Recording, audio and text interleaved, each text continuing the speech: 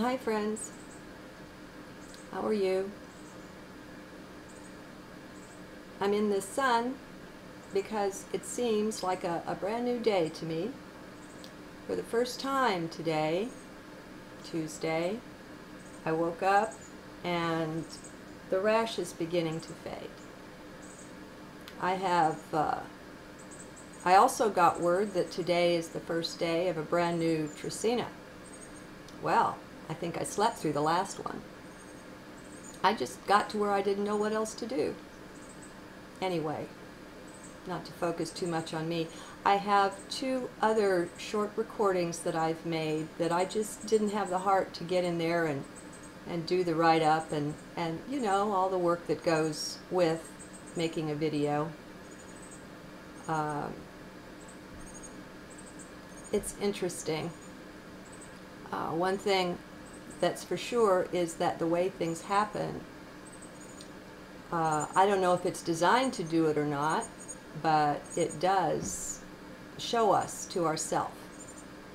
And as long as our focus is pointed inward on us where it needs to be, we'll see what we're being shown and, you know, get a good indication of why. And so I found myself being attached to the past, to the way things had worked before. I kept saying, you know how I kept saying before, it would be no more usually than 3 or 4 days, and things would lighten up, and I would feel better. And as it dragged on, week after week, and in the end, maybe as much as a couple of months, 6 weeks anyway, there was no relief. Well, that wouldn't have been a problem if I hadn't been attached to the way things were. I mean, it just is what it is. No matter what's happening, right? It just is. What else can we say about it? It just is. And so what I found, or what you're seeing there, is resistance to life. Life just is. And it's truly in our best interest, if we love ourselves, we'll find a way to just go along with the flow and quit digging our heels in and saying, no, I think it should be this way or that way over there. We do cause the huge bulk of our pain. I think some of it's built in. I don't see that, I don't care how enlightened you are, that you can have a perfect incarnation in 3D.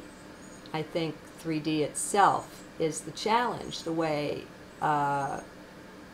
divinity has split out into the light and the dark, the dual complementary aspects of its being. And as long as things are that way, and as long as, now listen to the word seem here, as long as we seem to be locked down to a linear movement of time, that makes things rough. Or rather, that makes things seem rough. Everybody make friends with the word seem. Earlier, we made friends with the word yet. In other words, I can't figure this out. We change that over and say, I haven't figured this out yet. Or I can't do that. I can't do that yet. Rather than bind, hex, and tie ourselves up with chains, words make the links in the chains, we can be wiser. And don't let your words use you. You use your words. Okay? Be resident in heart. You're going to be taught all kinds of things, and it's not that you're being taught, because what we all realize at some point is, oh my God, I knew this. I always knew this. So, for whatever reason, not yet revealed, we gave up a huge chunk of our knowing to come into 3D. But it's still there. It didn't go anywhere. There's just a veil, or 2 or 12, between us and it. We can penetrate the veil. Be in heart. I find it to be the successful answer to everything. Well, I equate heart with love, by the way. That's where I come into closest contact, union actually, with divine love. It's heart. When you see tears stream from these eyes, it's heart they're coming from. And I know a lot of you think all kinds of different things about it, and I can't do much about that. All I can do really is sing my song for you here. Well, there's more than just singing the song. There's the ray, the energy, like these sun rays you see, that reaches out and touches you. And it just depends on if you're open to it. And it's lots better, as I think at least some of you have found, when you center in heart to listen. Because that's where it comes from. Oh boy. I didn't know I was going to say anything about this. Well, what the heck. I mean, I'm transparent with you guys. But I'm ready to punch somebody in the nose if they get worshipful, okay? I won't have any of it. So don't go there. Be in heart. I'm nothing that you're not. We are one.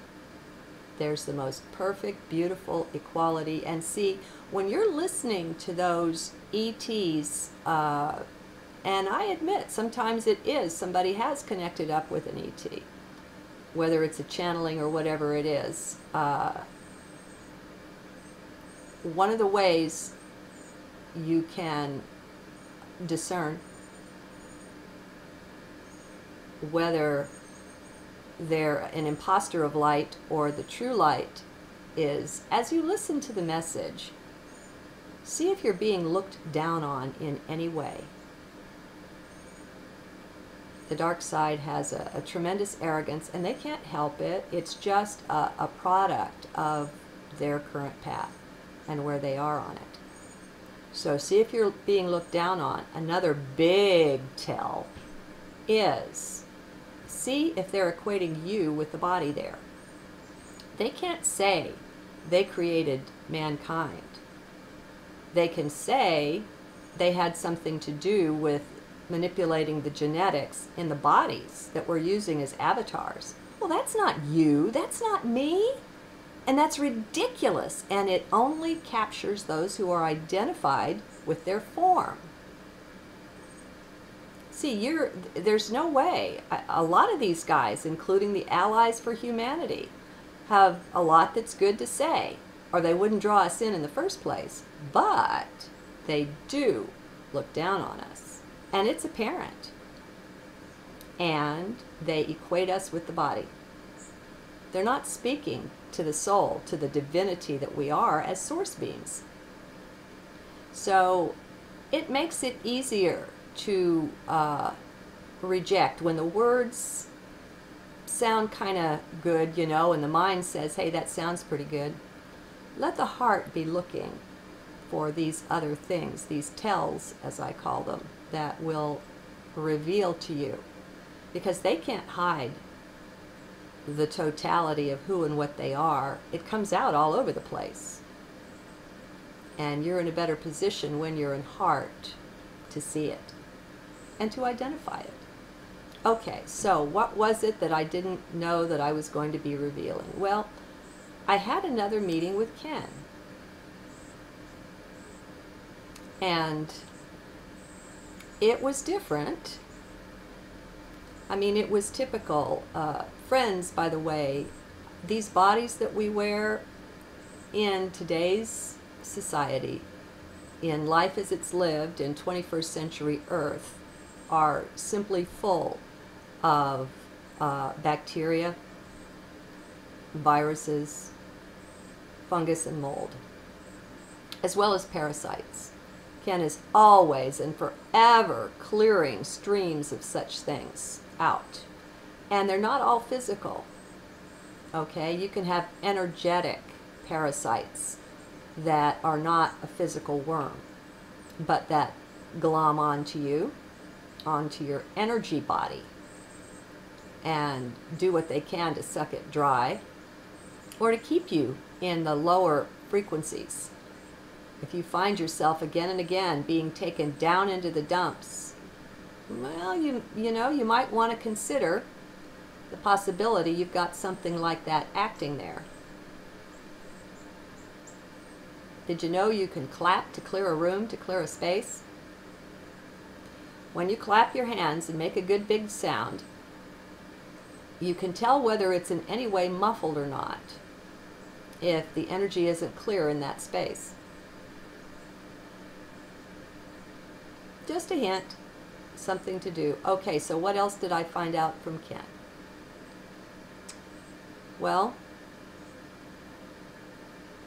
he said that I had a group of ETs working with me. There's a part of me that's resisting saying this. And he said overall, he's not so up on the whole ET thing. I think like a lot of us, he's run into some of the negative ones, the deceivers and the deceitful ones. And so in general, you know, he's not too hot on ETs, but he said he really checked these guys out, and they're very good. In trying to describe what they looked like, he said not that they're angels, they're not, but they had that look about them. And he said, believe it or not, he said they're from 12D. And that in order to work, and he said they don't just work with mankind here, but in many places. And in order to work with beings in 3D, they come down to 5D to do it. So, boy, was I ever surprised. But I got the inner confirmation, both when he was speaking and later when I sat down to have a conversation with these beings from heart. And, you know, the way I see it, it just confirms what he said. And it really surprised me. You know what it reminds me of?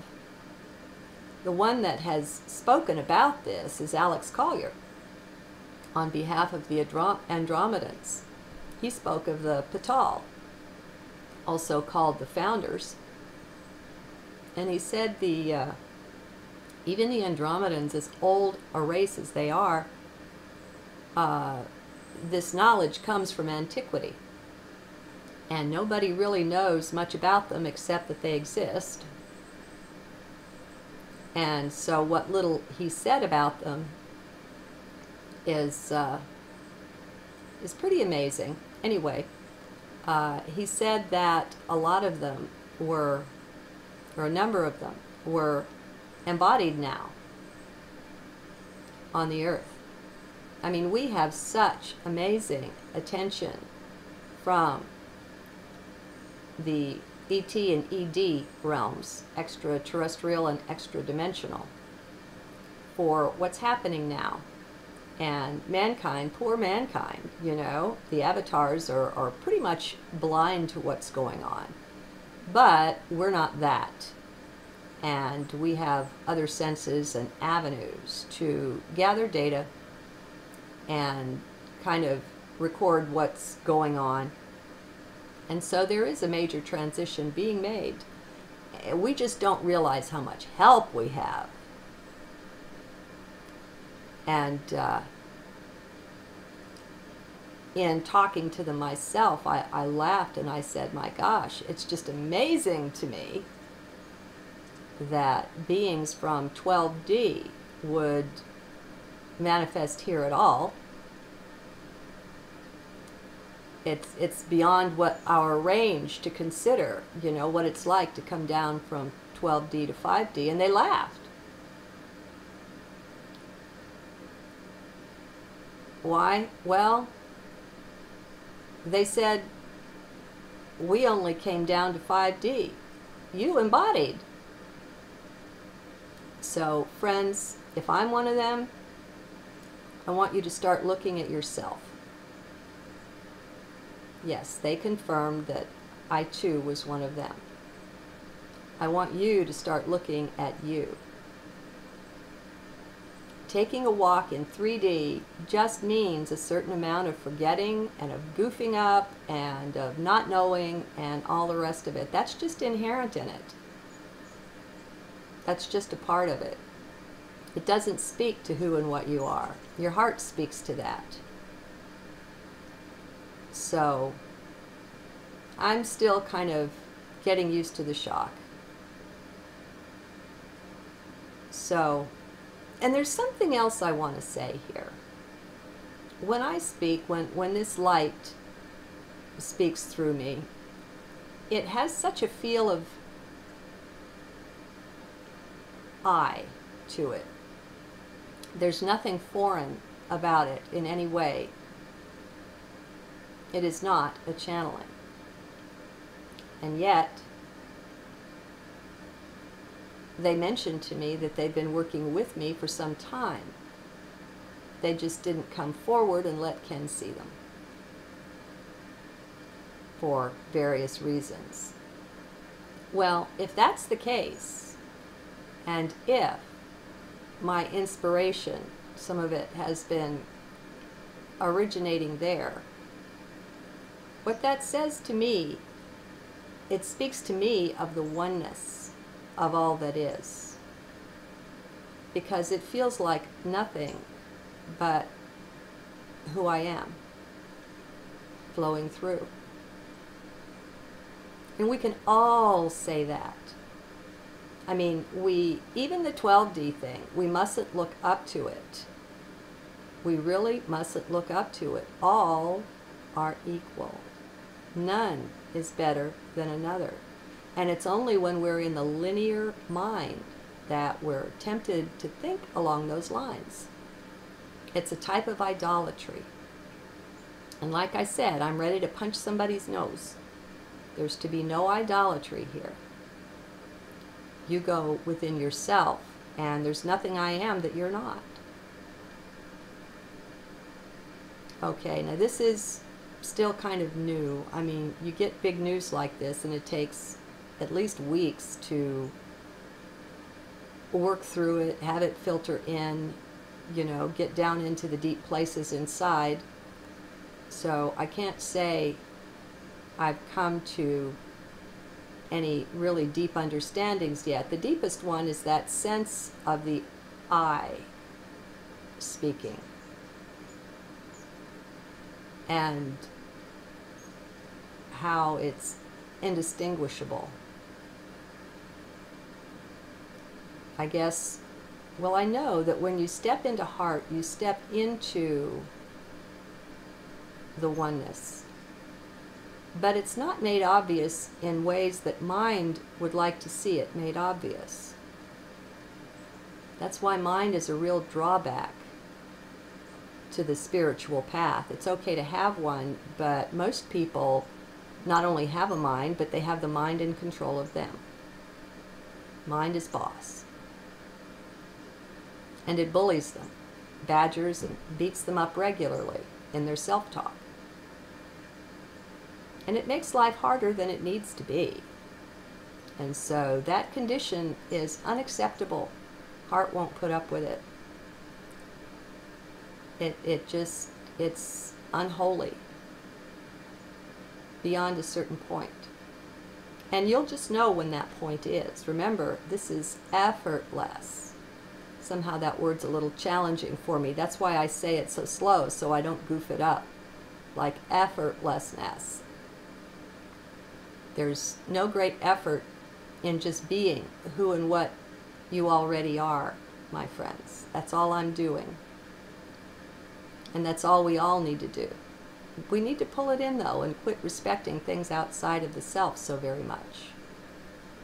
They don't deserve respect unless we've gone to heart, and heart says they do. It's like what Ken says, you know, I don't just believe it because he says it. I check it out to the best of my ability. And we'll all be having our senses opened up like Ken's before too very long. Not much longer, friends. It'll be in our lifetime, whatever it is. Most of us We'll be around for, if there's fireworks, we'll be around for that. If there's not, well, we'll be around for that too. Okay. Have I said it all? Have I said enough? I think so. Okay, so I think I'll publish this one first. This is the first day of a new Trecina, and that Trecina begins with, let me be sure so I don't misspeak. Yeah, it begins with transformer or death. And this is the one that, well, transformer or death. It represents surrender, forgiveness, discipline, fortitude, self-actualization. It empowers staying in the moment. Every transformation offers us another beginning, another step up in the pyramid to our soul's true destiny. Well, those are some pretty good words. So it's not the day of death, it's the day of transformation, because every ending is another beginning. Okay, looks like it's time to quit, and I'll speak with you again later. Good day.